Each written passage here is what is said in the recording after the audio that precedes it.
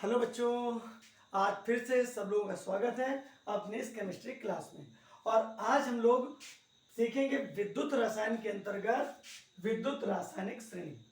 देखो, हम लोगों ने सीखा था कि किसी भी धातु का अगर हमको मानक इलेक्ट्रोड विभव या मानक अपचयन विभव ज्ञात करना हो तो हमें क्या करना चाहिए।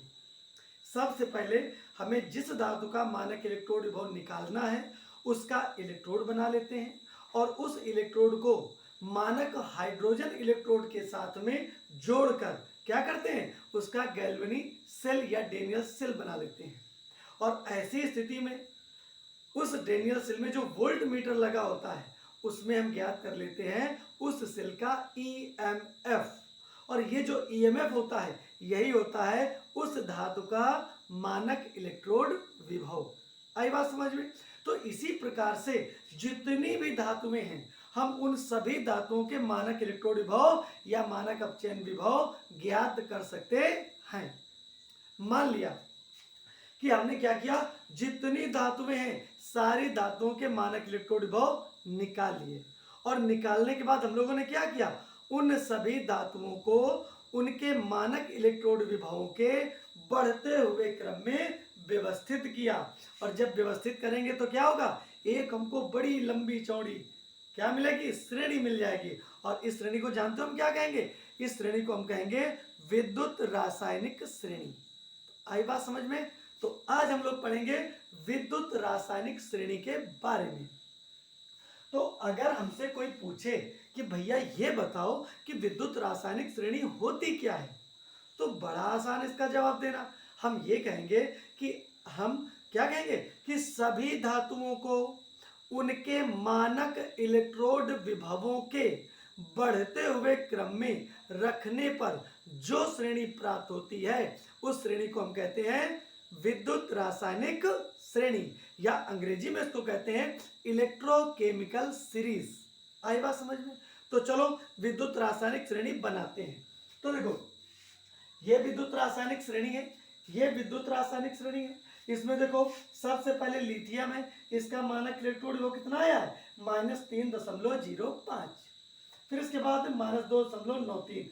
ऐसे देखो बढ़ते हुए क्रम में देखो सबसे छोटा मान उससे बड़ा उससे बड़ा उससे बड़ा, यानी कि ये देखो पूरी जितनी धातुएं हैं इनको देखो इनके इलेक्ट्रोड विभवों के बढ़ते हुए क्रम में रखा गया है। तो ये श्रेणी कौन सी, यही तो है विद्युत रासायनिक श्रेणी। अब इसको हमको क्या करना है, इसको याद रखना है बस। ये जो मान अगर नहीं याद है तो कोई प्रॉब्लम नहीं, क्योंकि जब भी एग्जाम में कोई सवाल इससे संबंधित पूछा जाएगा तो उसमें क्या होगा, ये मानक इलेक्ट्रोड विभव दिए होंगे। तो हमको मानक इलेक्ट्रोड विभव किसी धातु का याद करने की कोई आवश्यकता नहीं है। हाँ, इस श्रेणी के क्रम को हमको याद करने की आवश्यकता है।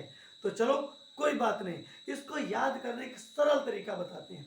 तो देखो सबसे पहले सुनते जाइए ऐसे, लिथियम लड़का के बाबा श्री काना महाराज आल मन जन करें, फिर कोल्ड ड्रिंक को निकारें सब पीबेन, हमका हिचकी आ गए पियो जब और। कितना आसान है।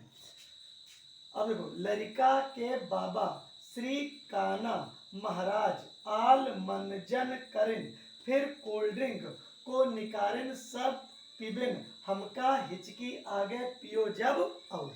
लिख दे इसका मान, देखो ऐसे, लड़का के बाबा श्री काना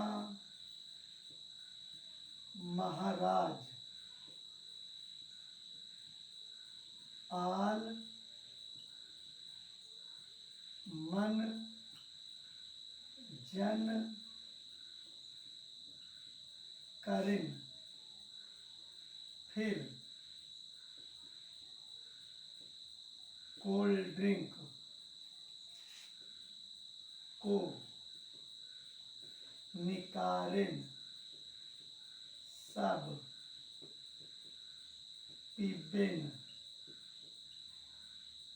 हम का हिचकी आ गए पियो जब और। तो कोई दिक्कत, ऐसे याद कर सकते हैं। लड़का के बाबा श्री काना महाराज आल मन जन करें फिर कोल्ड ड्रिंक को निकारें सब पिबेन हमका हिचकी आ गए पियो जब और। आई बात समझ में। हाँ, एक चीज और कर सकते हैं। देखो, हाइड्रोजन, क्लोरीन, ब्रोमीन, आयोडीन, ये 4 हाइड्रोजन है। तो जानते हो, सबसे पहले हम किसको लिखेंगे? एफ को। सबसे नीचे यहाँ पे हम F2 लिख सकते हैं, F2। ठीक, ये देखो। फिर इसके बाद में क्लोरीन, इसके बाद एक के गैप में क्लोरीन लिख सकते हैं। ठीक, फिर एक के बाद में हम ब्रोमीन लिख सकते हैं, बिल्कुल इजी। और फिर 2 के पहले यहाँ पे 2 का गैप करेंगे और क्या लिखेंगे? आयोडीन। देखो कितना इजी, विद्युत रासायनिक श्रेणी देखो बन के तैयार हो गए। तो याद कर लोगे तो इसको ऐसे याद करना है। ठीक, तो ये हो गए विद्युत रासायनिक श्रेणी।